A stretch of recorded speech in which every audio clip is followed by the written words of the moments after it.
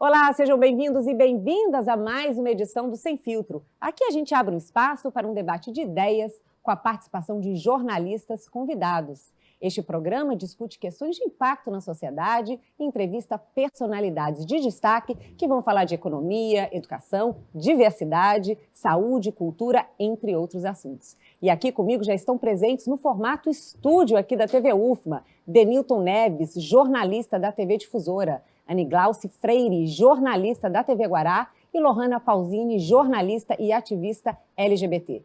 Bom, e sejam todos muito bem-vindos, e nós estamos conectados com você por meio das mídias sociais, pelos endereços que aparecem aí na telinha.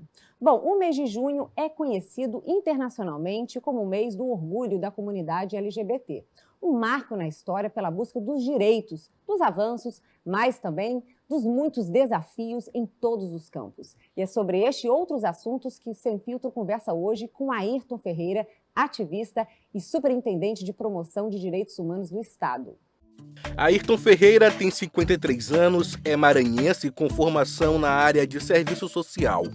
Ativista do movimento LGBTQIA+, é membro fundador do grupo Gaivota, que atua nas causas LGBT no Maranhão há mais de 20 anos. Ayrton também coordena a Aliança Nacional LGBTQIA+, no Maranhão, instituição criada para a promoção e defesa dos direitos e cidadania dessa comunidade. Ainda nesse cenário de atuação no país, Ayrton é membro da Rede Nacional de Gays. É também membro fundador do Fórum Estadual de Direitos Humanos.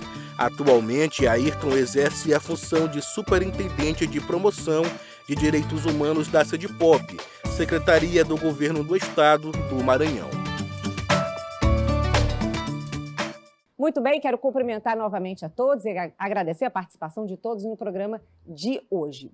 Bom, o movimento LGBT organizado tem mais de 40 anos de atuação no Brasil. Tivemos no âmbito nacional conquistas importantes, como a possibilidade de casamento entre pessoas do mesmo sexo, a adoção de crianças por casais homossexuais e o uso do nome social em âmbito do Estado.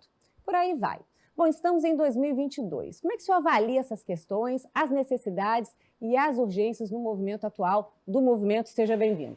Obrigado, nós agradecemos pela oportunidade de estar no seu programa, dizer de que esse movimento ele tem, em longos passos, avançado, né, nas suas agendas, com suas pautas, as pautas em relação aos direitos humanos desse segmento, né, ele só foi possível a partir da organização, que a partir então, ali da década de 80, com a identificação de vários LGBTs nesse país, iniciamos então um processo de luta, de enfrentamento ao preconceito, à discriminação, e aí outras redes também foram surgindo e criando, né, espaço de debate e de visibilidade para esse segmento, né? Aí apontamos a ABGLT como a primeira rede nacional que congrega segmentos e pessoas LGBTs nessa rede, produzindo, trabalhando e enfrentando as LGBTfobia no Brasil. Uhum. E isso também só foi possível a partir de um trabalho que demonstrou ao Estado de que a LGBTfobia mata, né? Então, não apenas referendar o 28 de junho, né, como um marco importante para as nossas vidas, para a vida da população LGBT a nível internacional, mas dizer de que nos orgulhamos de ser, né, de ser LGBT, de ser gay, de ser travesti, de ser lésbica, de ser uma pessoa trans, mas também de que nos tem muito ainda a se comemorar, porque o Brasil é um país homofóbico, é um país transfóbico, lesbofóbico, bifóbico, que mata as pessoas a partir da sua orientação sexual e também a partir da sua identidade de gênero. E aí é necessário que se tenha um conjunto de ações para enfrentar essa situação, né? Então, assim, é o momento de se orgulhar, mas também é o momento de se denunciar e apresentar que precisamos avançar muito mais em relação a essa pauta. Uhum. Vamos abrir a roda, então. Anne, vou começar com você. Seja bem-vinda. Obrigada, Josi. É uma satisfação estar novamente aqui nesse fórum de debate, sempre com assuntos muito importantes. Eu pergunto a Ayrton, na falta uma legislação específica que criminalize a LGBTfobia, como é que fica a questão dos números? Como é que vão saber quantos crimes aconteceram? E aí sim, a partir daí, fazer políticas públicas, políticas afirmativas para o público LGBT? Então, a população LGBT no estado do Maranhão, né, e também a nível de um cenário nacional, elas são subnotificadas, né, na ausência de uma lei que criminaliza a homofobia e a transfobia no Brasil. O que nós temos foi um ato, né, julgado no STF, na ausência e na omissão do Congresso Nacional de votar uma lei favorável na criminalização. Igualou o crime de homofobia e transfobia ao crime de racismo.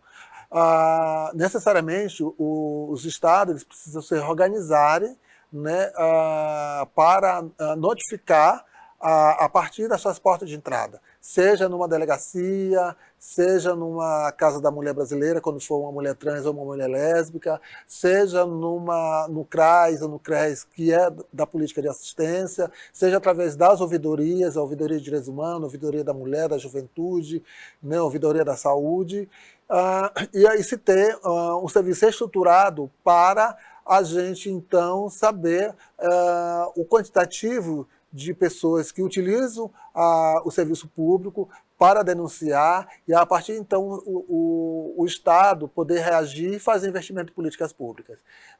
Enquanto não houver essa notificação, o que se tem de fato e de concreto é a sociedade civil organizada que tem feito esse trabalho paralelo, né, de levantamento de dados de mortes letais no estado do Maranhão. Uhum. Isso é uma demonstração e, inclusive, apresentando para o Estado que é necessário se fazer investimento em políticas públicas, né, de atender diretamente essa população, saber onde é que ela está, quais são suas demandas, quais são suas necessidades, né, e estruturar políticas e programas que possam realmente atender, né, e tirar cada vez mais o nosso segmento dessa situação de vulnerabilidade. Ótimo. Denilton, por favor. Muito obrigado pelo convite, é um prazer estar aqui para aprender um pouco e debater sobre esse assunto ainda que incomoda tanto a sociedade brasileira. O primeiro registro que nós temos de um caso de crimes por orientação sexual de morte aconteceu aqui no estado do Maranhão, em 1614, o índio Timbira. Ele foi condenado à morte com a anuência da religião católica pela sua identidade. Passa o tempo, passam os anos, 2020, 10 casos são registrados de morte contra homossexuais aqui no estado, no Maranhão. 2020, pelo menos 9 casos já notificados.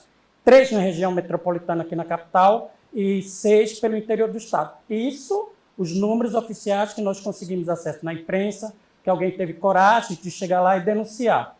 O estado do Maranhão, 2022, é colocado como 7º no país, estado que mais causa dificuldade, mortes e agressões contra a comunidade LGBTQIA+. Sabemos que de alguns avanços, mas para essa população nova que está no interior do estado, se aqui na capital o acesso à informação, o acesso a seus direitos é tão complicado, como essa pessoa LGBTQIA+, no interior do estado, como fazer valer seus direitos e como ter acesso aos mesmos? Então, cada vez mais nós temos a compreensão de que essas políticas precisam ser municipalizadas, né? Fazer com que os gestores municipais se apropriem dessa agenda, tenham conhecimento e faça dela também uma rede de formação e capacitação para que se quebre, sobretudo, esses paradigmas, esses preconceitos e, sobretudo, também mobilizando essa população nos seus municípios, né? Nós entendemos de que as ocorrências ela tem surgido cada vez mais nos municípios, significa dizer de que a homofobia e a transfobia não é uma situação somente da região metropolitana, somente da região urbana, mas também da rural, demonstrar também de que essas pessoas LGBTs que estão nos municípios, elas precisam cada vez mais compreender, né, do seu papel na sociedade, compreender que também ela é sujeito de direito, que ela pode denunciar, cada vez mais chegar aos municípios e mobilizar esse segmento, dizer quais são os canais de denúncia, fazer o diálogo com o Comando Geral da Polícia regionalizado, com as delegacias regionalizadas, ou os municípios que têm delegacias nos seus municípios, com a Defensoria Pública, com o Ministério Público, que são as portas de entrada nos municípios, né? E também dizer que a própria Secretaria, o próprio Conselho Estadual LGBT, eles também são canais de porta de entrada para essas denúncias. Então, nós estamos intensificando, tem intensificado desde 2015, quando a Secretaria de Direitos Humanos ela foi reestruturada no sentido de mobilizar sempre, né, e levando para os municípios. Realizamos conferências regionais, conferências municipais. Essa semana, agora, 17 de maio, ela foi toda feita dos municípios. Até semana passada fomos para Humberto de Campos, né, no diálogo tanto com o segmento LGBT, mas também com a gestão pública, porque nós temos a compreensão de que a homofobia e a transfobia ela não se dá apenas no campo da organização do segmento, mas ela só será resolvida se o Estado tiver um posicionamento. Aí eu falo Estado e falo o município também se junte nesse tripé que nós chamamos, né? Estado, sociedade e família. Isso. Lohane, por favor. Obrigado, Josi. É sempre um prazer muito grande estar falando, debatendo sobre um assunto tão pertinente como a LGBTfobia. E Ayrton, quase a pergunta do companheiro Denilton me contempla, mas eu gostaria de que o Ayrton justamente esclarecesse melhor, já que está dentro da gestão da Secretaria de Direitos Humanos, sobre justamente esses dados que nos é apresentado. Eu, como uma pessoa trans, vivo em constante ameaça, até mesmo de sobrevivência. Os dados que nos apontam que o estado do Maranhão é um dos estados mais LGBTfóbicos do país, de onde vêm esses dados, se eles são de fato legítimos e como que isso é trabalhado, como é feita essa coleta, quais são essas fontes para que a gente possa chegar a essa conclusão, porque é de fato uma estatística muito alarmante. E o segundo ponto é justamente as pessoas que sofrem LGBTfobia no estado do Maranhão, além desses canais que você falou, o Conselho Estadual LGBT, Defensoria Pública, existe um questionamento muito grande que a comunidade também se faz, Ayrton, que é como acessar esses canais, né? Porque falando por alto, fica um tanto quanto complexo. Como eu chego até o Conselho Estadual LGBT, por exemplo, como eu chego até uma defensoria pública levando essa denúncia? Eu preciso passar por uma delegacia de polícia, registrar um boletim de ocorrência. Como isso ocorre? Porque a LGBTfobia, quando a gente criminalizou ela no país, ela não foi publicizada amplamente no estado do Maranhão, e talvez isso seja um grande problema a ser enfrentado. Ótimo. Duas perguntas, né? Das perguntas. Então, a primeira, em relação aos dados, os estados não têm contabilizado anualmente os dados de crimes homofóbicos e transfóbicos no Maranhão, né? Essa é uma conversa e uma proposição de que a Secretaria de Direitos Humanos irá fazer no diálogo com a Segurança Pública para que, inclusive, agora, com a implantação da rede, né, a rede estadual de promoção, defesa e proteção desse segmento, possamos, através dele, inclusive através do próprio Conselho Estadual LGBT, fazer esse levantamento, fazer esse monitoramento desses casos de crimes homofóbicos e transfóbicos. E daí, inclusive, contrapor o próprio registro do observatório, né? O observatório ele faz o levantamento de mortes letais, mas nós não sabemos das ocorrências nas delegacias, nos núcleos da Defensoria Pública, né, do Ministério Público, de ocorrência de atendimento nos CRAS e nos CRES, que é uma política específica da assistência social, nos próprios portas de entrada de urgência e emergência dos hospitais públicos espalhados nesse estado. Então, são conjunto de ações que precisam estar numa sala especializada com profissionais que possam mensalmente estar produzindo esses relatórios, esses dados, né? E aí dizer assim, oficialmente o Estado tem esses dados aqui, né?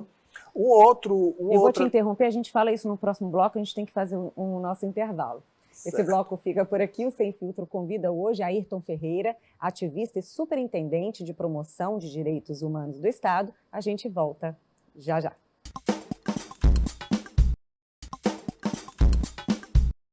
Estamos de volta com o Sem Filtro. O entrevistado de hoje é o Ayrton Ferreira, ativista e superintendente de promoção de direitos humanos do Estado. Comigo aqui no estúdio da TV UFMA, esse time de jornalistas convidados para este debate sem filtro. Denilton Neves, Anne Glauce Freire e Lohana Pausini. E não esqueça de conferir o nosso programa nas mídias sociais pelo link que aparece aí na telinha para você. Ayrton, eu vou pedir então para você responder a pergunta sobre o acesso aos conselhos, né? Como é que essas pessoas podem fazer? Então, nós inclusive recomendamos que o primeiro passo de uma pessoa que sofre violência, né, ele deve se dirigir à delegacia, né, a delegacia mais próxima, fazer o seu boletim de ocorrência, solicitar o que seria aí o segundo passo, né, aí a Defensoria Pública, solicitar do defensor, né, que abra um processo contra o agressor, lhe acompanhe numa audiência pública, registrar também, caso a própria denunciar, né, para os canais aqui que nós podemos colocar à disposição, que é o próprio Conselho Estadual LGBT, a Ouvidoria de Direitos Humanos, Igualdade Racial e Juventude, a própria Ouvidoria também da Mulher, se o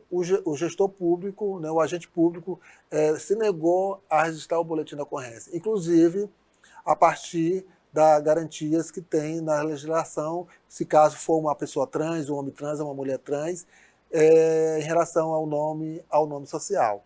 Então, esses canais de porta de entrada para a denúncia e para o registro são fundamentais para você continuar ou iniciar o processo. Então, o primeiro passo será o registro do boletim de ocorrência. Em situações, por exemplo, mais graves, de que a vítima precisou passar pelo hospital, por uma urgência-emergência, né? Juntar, inclusive, essa comprovação, né? Pedir um exame de corpo de delito, que fica, inclusive, aqui dentro no ML, aqui dentro dos espaços da UFMA, solicitar que esse exame seja feito, né? E aí, sempre atualizando os canais de denúncia, se esse passo a passo ele está sendo efetivamente realizado, né? Para que, então, se há negação de realização de um boletim de ocorrência, de um exame de corpo de delito, ou se passou ou solicitar um documento que foi feito lá, e medicado e prescrito pelo médico numa unidade de saúde, todas essas comprovações são importantes para a abertura de um processo. Sim. E denunciar nos canais que estão aí disponíveis para que a gente possamos, então, tomar as providências. Ótimo. E aí, continuando nessa questão do crime, a gente vê conquistas, mas, ao mesmo tempo, tudo isso acompanhado por uma permanência desses crimes de ódio, né? Você que milita há tanto tempo nessa área, eu te pergunto, esse perfil do agressor, né, e as regiões com maiores índices do Estado aqui, já se tem esse desenho aqui no Estado, e aonde que é preciso investir mais? Então, a princípio, né, se você me perguntar, lá na década de 70, 80, né, até mesmo 90, esses crimes se davam muito nessa região metropolitana, né, São Luís, Paço Lumiar, Raposa, São José de Ribamar. Depois ele começou a ter uma outra configuração. E é muito preocupante essa outra configuração nos municípios, porque elas foram também de uma forma com requinte de crueldade, né? Não é apenas uma arma branca, né? Ou atacar apenas com uma arma branca, mas da forma como o corpo da pessoa, da vítima LGBT encontrado, isso demonstra que é um crime de ódio, né? Se é por arma de fogo, o mesmo processo. Então, assim, recentemente também tivemos uma situação, inclusive que foi aqui na área Itaquibacanga, e que foi por arma de fogo. Mas a vítima ela passou pelo momento de requinte de crueldade, porque ela, inclusive, ela teve os seus pertences, né, invadido, tentaram fazer saque na sua conta bancária, voltaram novamente para o local que ele estava amarrado. Né, então ele passou por uma sessão, digamos assim, de crueldade, né, e quem sabe mesmo de tortura até ser executado. Sim. Então isso caracteriza um crime homofóbico, transfóbico, e isso é mais do que elementos para que o Estado ele possa se organizar, né, sobretudo o sistema de segurança pública, para ao policial se dirigir para aquele espaço, para identificar esse corpo, essa vítima, ele possa, no seu boletim, descrever de que é uma característica de um crime homofóbico e transfóbico. Isso. Lohana, vou abrir com você dessa vez, por favor. Então, Ayrton, uma coisa sempre puxa a outra, né, Josi? Porque eu gostaria também de ter um pouco mais de conhecimento sobre as políticas públicas que hoje nós temos no estado do Maranhão, né? Atualmente, Ayrton, você que trabalha na Superintendência de Promoção de Direitos Humanos na SEDPOP, que políticas públicas atualmente nós temos de garantia de direitos humanos para as pessoas LGBT no estado do Maranhão? Então, a partir de 2015, porque a secretaria ela era vinculada à assistência, então são duas formas de gestar diferente. Então, assim, a política de direitos humanos, né, apesar de se ter considerar que é tudo, né, direitos humanos é tudo, mas tem alguns segmentos específicos que ela trabalha. Então, criança e adolescente, LGBT, pessoa idosa, pessoa com deficiência, os programas de proteção à vida. E aí, de 2015 para cá, nós temos feito esse trabalho de articulação, trabalhando na questão da transversalidade. Hoje nós temos o quê? Uma rede que foi agora recentemente decretada, que vai planejar e trabalhar as ações concretas a partir das secretarias e órgãos que estão compondo essa instância de articulação. Hoje nós temos elaborado o Plano Operativo de Saúde Integral da População LGBT, não somente trabalhar a caixinha da AIDS, mas trabalhar de uma forma integral a saúde dessa população. Dentro, inclusive, da saúde da população LGBT, nós temos um ambulatório, né, para as pessoas trans, que só tínhamos anteriormente somente o Hospital Universitário, o HU, e hoje isso foi ampliado para a Policlínica do Quatrac. Nós temos hoje um ambulatório, precisa se ampliar para as regionais e para os municípios, isso é importante para que as pessoas trans não se desloquem dos seus municípios para vir fazer o tratamento na capital. Nós temos uma proposta de um plano de empregabilidade e renda, né, a ser tratado também pela Secretaria de Estado e Economia Solidária, e a própria Secretaria de Direitos Humanos, ela está com a sua minuta aprovada junto ao Conselho, que é um Plano Estadual de Políticas Públicas. Juntando todas essas ações que já temos aí, podemos chamar em criar um programa estadual de promoção dos direitos humanos da população LGBTQIA+, do estado do Maranhão. Uhum. Denilton, por favor. Interessante conhecermos e sabermos que algumas entidades, algumas secretarias foram fundadas para a garantia desses direitos, mas para a gente da comunidade LGBTQIA+, parece-me uma coisa tudo muito em gabinete, muito em secretaria, muito em congresso, e não tem gerado realmente resultados chegados exatamente à população que tem direito. Este ano, felizmente, tivemos pela primeira vez nesse país um censo para se conhecer essa comunidade, que é uma comunidade votante, trabalhadora, que paga seus impostos e que tem seus direitos sonegados e violentados diariamente. Secretarias foram criadas, delegacias foram criadas, mas eu questiono. A população LGBTQI passa por várias camadas, várias coisas para sua aceitação, para entender como a sua orientação de gênero e sua identidade sexual. Aí eu pergunto, essas pessoas que, por exemplo, estão na delegacia, o primeiro passo é ir na delegacia fazer o boletim de ocorrência.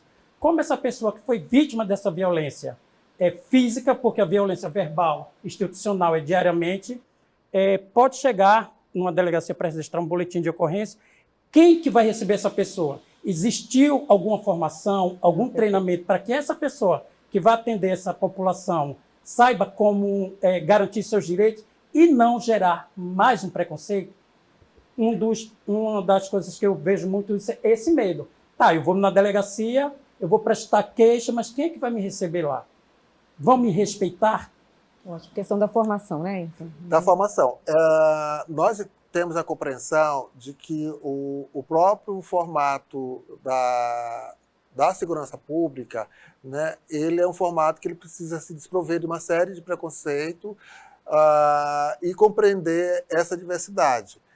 Apesar de ser uma conquista dos dois movimentos, do movimento negro, do movimento LGBT, e se ter uma delegacia de crimes raciais e de intolerância, né, que você pode se dirigir para lá, mas é necessário que o outro conjunto de delegacias ela tenha a compreensão de que ela é um agente público, o serviço é para a sociedade, ao negar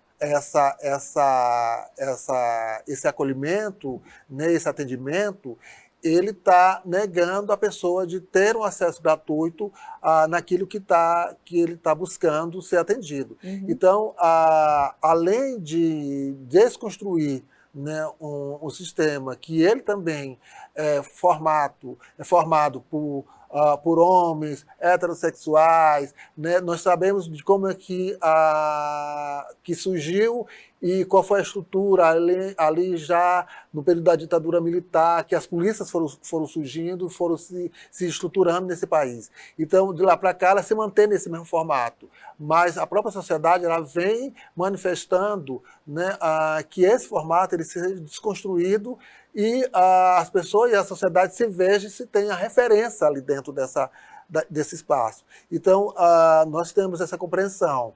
E volto a frisar, a Secretaria já tem uma proposta para dialogar em parceria com a segurança pública na formação não só dos agentes militares, os que estão na rua, os que estão lá na ponta, mas também os civis que estão ali nas delegacias, que estão ali na recepção, que estão ali nos locais de registro das ocorrências. Isso é muito importante a gente, e não perdemos de vista, ter essa formação para desconstruir esses preconceitos institucionais existentes. Ótimo. Anne, por favor. A pergunta passa bem pelo que as colegas falaram e também pelo que a Ayrton falou do crime de ódio. A gente vê que a implementação de políticas públicas, de leis até esbarra no preconceito também nas questões religiosas. E a gente vê que, como todo preconceito, é estrutural, ele é sorrateiro, ele está dentro de casa, ele está na escola. Eu perguntaria, tem alguma política já pensada para trabalhar na escola, na base, para essa criança já pensar diferente do que já está sendo posto na sociedade? Então, tem uma proposta na educação, né, e aí compreendendo que seria a educação do ensino médio, que se chama o projeto de escola sem LGBTfobia. Esse projeto ele foi apresentado para a Secretaria de Educação, entretanto ele não avançou no sentido de que das tratativas para a celebração desse convênio, para que se iniciasse a formação, sobretudo com os profissionais da educação. E aí não somente os professores, mas todo o corpo técnico, né? E também, numa outra etapa, no outro modo, os alunos em sala de aula, né? Nós já realizamos semanas de enfrentamento à LGBTfobia, realizando a atividade diretamente com os alunos, em auditório nas escolas. Foi inclusive uma temática sobre a educação e a LGBTfobia. Mas nós compreendemos de que a própria Secretaria, né, que se coloca através do seu programa de educação e direitos humanos e o próprio movimento, não teria a disponibilidade de estar nessa formação, porque tem outras demandas também. Mas compreender de que é necessário que se criem grupos focais de estudo nas escolas, né, que os próprios professores também consigam fazer produção de conhecimento, artigos relacionados a essa questão da sexualidade. Uma outra questão que se barra muito é a própria família, né, que ela questiona acerca dessas formações para os seus filhos. Recentemente nós tivemos, nessa semana de enfrentamento à LGBTfobia, na cidade de Bacabal, numa atividade no IEMA, e depois teve um pai que se manifestou através das redes sociais de que não cabia ao filho dele estar no auditório daquele sendo doutrinado em relação à questão dos LGBTs. Vou pegar esse gancho para o próximo bloco, a gente tem que fazer intervalo. E com isso a gente fecha o segundo bloco. Nosso entrevistado é Ayrton Ferreira, ativista e superintendente de promoção de direitos humanos do Estado. A gente volta já já.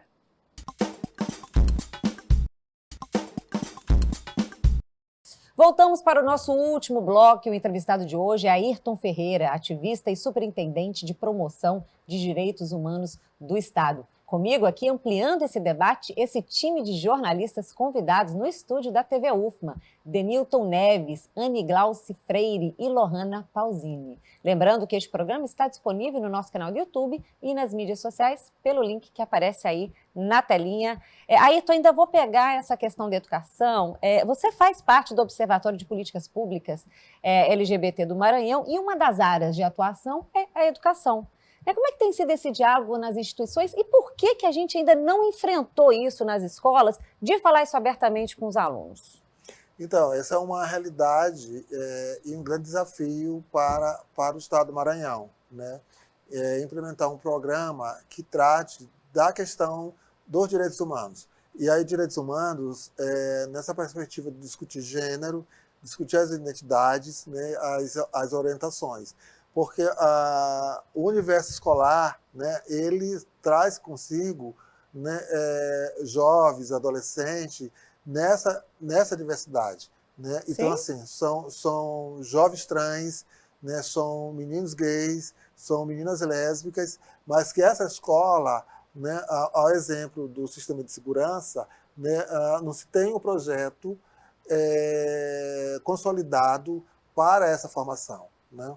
Não podemos trabalhar apenas na lógica de mais escola, mas mais escolas nós defendemos, mas uma escola que seja realmente um espaço democrático, que trabalhe esse aluno dessa forma integral, né, e que também possa, inclusive, ter conhecimento do funcionamento de uma rede para um aluno que esteja em conflito. Porque nós nos deparamos com situações, né, enfrentamento da LGBTfobia em um tripé, né? Que aí é o Estado, né, a violência institucionalizada, a família e a sociedade. E nós temos também a compreensão de que esse jovem ele passa boa parte da sua vida e do seu tempo nessa escola, né? Então ali ele divide muita experiência. Né? Então ele é um espaço que precisa também ser acolhedor. Quando nós sabemos, e aí também não temos dados comprobatórios, de que muitos LGBTs abandonam muito cedo a sua vida escolar, exatamente porque é um ambiente, um espaço hostil, né? Que não lhe dá condições psicológicas, físicas, de relacionamento com um colega dentro de uma sala de aula. Né? E aí isso demonstra o próprio despreparo, né, da educação nessa perspectiva de trabalhar essa formação. Precisa passar pelo professor de matemática, de física, Sim. de português. Né? Se hoje as escolas já trabalham com assistente social, com psicólogo, né, eles precisam também ter essa compreensão, né, atender esse jovem na sua necessidade, nas suas demandas, né, compreender o trabalho que é em rede, quais são os serviços da saúde que pode atender a esses jovens, né, colocar realmente as referências para um atendimento emergencial, inclusive. Né? Então, isso é um grande desafio a uma educação na sua diversidade. Ótimo. Né? Vou abrir com o Denilton dessa vez, por favor. Em um país que a educação nunca foi, e infelizmente até hoje não é respeitada, é complicado a gente falar nessa utopia de uma escola que a gente possa livremente se falar de gênero, de identidade sexual, quando um país continental como esse, as escolas públicas estão, em sua grande maioria, sucateadas, professores sendo cada vez mais reprimidos, sem material para uma composição conseguir dar aula, a maioria das vezes nem estrutura física e imagina estrutura didática. Quando se propõe, se pensa em um material para que a educação sexual possa finalmente começar a ser discutida, se colocam exatamente com um termo pejorativo, um kit gay. Na verdade, o Ministério da Educação não quer este debate no país, porque a questão da sexualidade da criança, do homem, da mulher, do menino, nunca foi prioridade nesse país. Então, eu te falo, existem processos, projetos para uma escola inclusiva. A escola é esse local onde a criança sofre todo e qualquer tipo de preconceitos e que enfrenta e se prepara um pouco para a vida. Existe já, de fato, algum andamento, algum processo para que essa escola, inclusive aqui no estado do Maranhão, que esse debate seja, de fato, levado para as crianças, mas também sem esquecer os pais, porque os pais estão cheios de preconceito, foram orientados a isso. Como quebrar isso? Como vencer isso? E fazer que realmente essa discussão comece lá, na sala de aula. Então, esse debate que precisa ser levantado com urgência no Estado, e também vou lembrar de que o conteúdo programático que estava no material produzido pelo Ministério da Saúde ainda foi no governo Dilma. Ministério da Educação. Do Ministério da Educação, do governo Dilma. Uhum. De lá para cá, o que nós temos aí nessa realidade é o retrocesso de toda a política que foi conquistada, né, historicamente pelo movimento. E isso demonstra de que os preconceitos, né, o fomento à violência, né, durante esse período desses 4 anos, né, de um governo que não tem as suas pautas voltadas para a afirmação do direito dessas populações em maior vulnerabilidade, tem aumentado a violência no campo, na cidade, tem aumentado a violência contra a mulher, contra os LGBTs, e também não há um fomento de política inclusiva para essa população em relação à educação, né? Agora, o Estado ele tem proposta efetiva para a sua implantação. Volto a frisar de que, em virtude de que desse desafio, que é uma implementação de uma política como essa, falta realmente ter um diálogo, né, e dizer assim, vamos começar a realizar esse projeto de uma educação inclusiva, de formação com os professores, com os alunos, e ampliar isso, inclusive, com os pais, inclusive com os pais LGBTs, né? Porque os meninos, os jovens LGBTs que estão em sala de aula, né, seus pais não são diferentes dos outros, né? E eles também estão ali lutando pela sua sobrevivência para manter, inclusive, seus filhos nas escolas, né? Então, não tem também essa disponibilidade de estar acompanhando o desenvolvimento do seu filho na escola, mas é necessário que se tire um tempo também para essa formação. Por isso que nós defendemos, inclusive, a escola aberta no final de semana, para que você atinja a comunidade, atinja a família, trabalhe com a comunidade, trabalhe com a família e também com os jovens, né? E aí é necessário que a gente tenha essa compreensão. É um projeto desafiador, mas que ele precisa trabalhar os profissionais que estão em sala de aula, os gestores, os alunos, e os alunos na sua diversidade, porque inclusive a homofobia ela está muito relacionada com o racismo, né? E aí não é apenas na questão de ser LGBT, mas na perspectiva de gênero, né? Trabalhar a desigualdade inclusive de gênero, né? Porque a mulher trans também ela já sente né, na pele o preconceito, a transfobia, inclusive a partir da desigualdade que é de gênero, ou o entendimento que você precisa ter em relação ao que é gênero. Sim. Né? Vou te interromper para a Anne. Anne, por favor. Falando agora direto para o Ailton ativista, a gente sabe em que pese as bandeiras de luta, né? A gente sabe que a Josi falou no início a questão dos ganhos, né? A adoção por casais homoafetivos, o nome social, mas como é que fica a luta, né? Em que pese meio romantismo pelas lutas, pelos ativismos, as bandeiras, como é que está essa força? Onde é que esbarra essa força para ter mais e mais avanços? Então, nós resistimos, né, a todos os retrocessos que os últimos anos temos assistido, mas nós temos uma capacidade muito grande de reagir, né, de nos organizar, de nos reorganizar, né, de nos levantar, né, dos ataques sofridos. A nossa bandeira hoje, sobretudo, é manter o já conquistado, o nome social, o casamento, a adoção, as políticas já existentes, mas sobretudo, reduzir, né, a violência que essa população ela sofre dia a dia. Né? O Brasil, de conhecimento, é um país que mais mata a população LGBT, apesar de toda uma manifestação e marchas de parada do orgulho no Brasil inteiro. Esse mês do orgulho se inicia com a de São Paulo, que é a maior do mundo, mas o Brasil não deixa de ser homofóbico, não deixa de ser transfóbico. Então, nossa bandeira de luta é verdadeiramente por um país democrático, popular, que respeite a diversidade, né, que inclua esse segmento no âmbito das políticas públicas, que mais instituições consigam realizar ações e fomento de políticas públicas, né, de que outros segmentos organizados, como OAB, Defensoria Pública, Ministério Público, né, também se manifestem favorável a essa população, porque essas bandeiras de luta que nós defendemos, né? Respeito a essa população, sobretudo, né?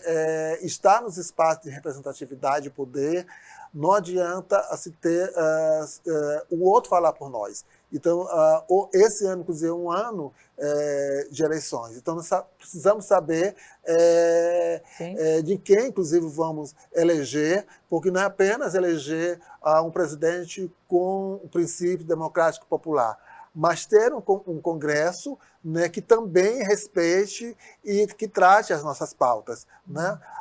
Porque os fundamentalistas eles têm avançado por suas pautas e têm bloqueado, inclusive, a possibilidade da gente apresentar as nossas. Por isso que o STF ele julgou, né, a criminalização da homofobia exatamente pela omissão do Congresso Nacional. Então, cada vez mais a gente precisa ter representatividade mais LGBTs nos espaços legislativos, no executivo, no judiciário. Ótimo. Porque isso é uma forma de nos representar, são as nossas referências que vai falar por nós. Ótimo. Né? Lohana, sua última pergunta, por favor.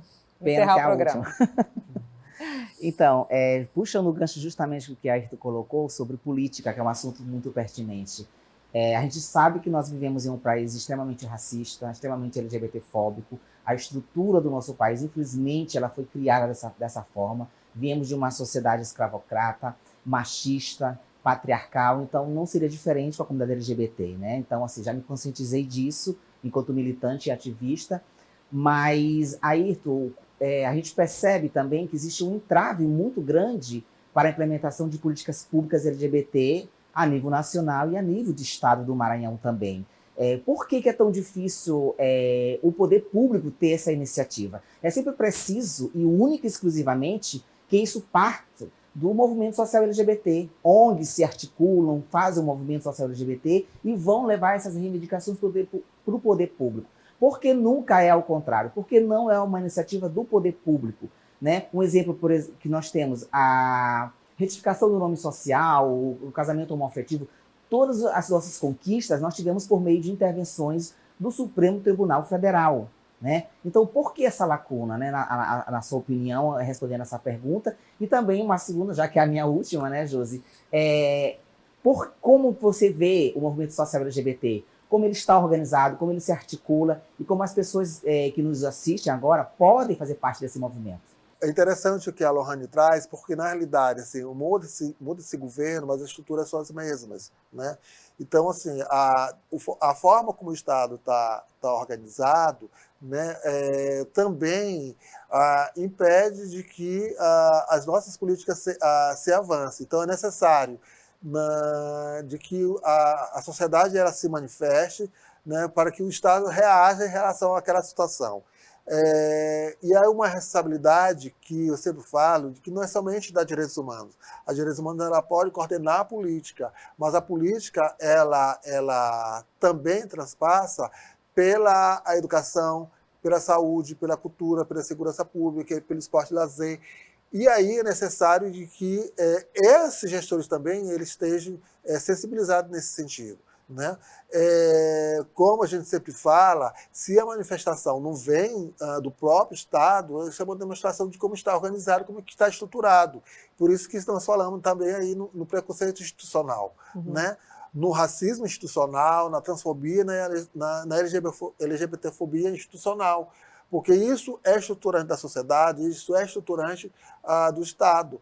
Mas no formato de como, eu já respondendo na segunda, mas nesse formato que o movimento hoje está organizado, em grupo, em rede, isso tem demonstrado para o Estado, né, a força que o movimento tem de intervir no âmbito das políticas públicas. Não basta nós falarmos apenas que a homofobia existe, que a transfobia existe.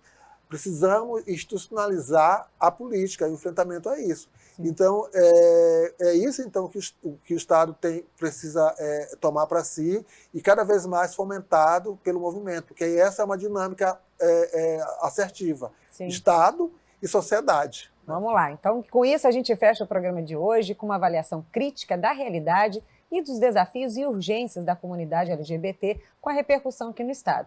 Quero agradecer novamente a participação dos jornalistas convidados no programa de hoje. Denilton Neves, jornalista da TV Difusora, Anne Glauce Freire, jornalista da TV Guará, e Lohana Pausini, jornalista e ativista LGBT. Ayrton, suas últimas considerações, por favor. Nós agradecemos mais uma vez pelo espaço, estamos à disposição. A Secretaria de Direitos Humanos e Participação Popular, né, também é um canal disponível para o atendimento, para o esclarecimento, né, o órgão responsável pela coordenação da política a nível estadual. E esse mês é um mês extremamente importante para nós LGBTIs, mas também para o Estado. Né? O Estado também já tomou para si essa data como uma data importante dentro do seu calendário. Então, nós agradecemos muito a participação aqui nesse espaço democrático e popular da Universidade Federal do Maranhão. Ótimo. E mais uma vez, então, grata a todos no debate. O Sem Filtro fica por aqui. Obrigada mais uma vez pela sua audiência e até a próxima edição. Até lá!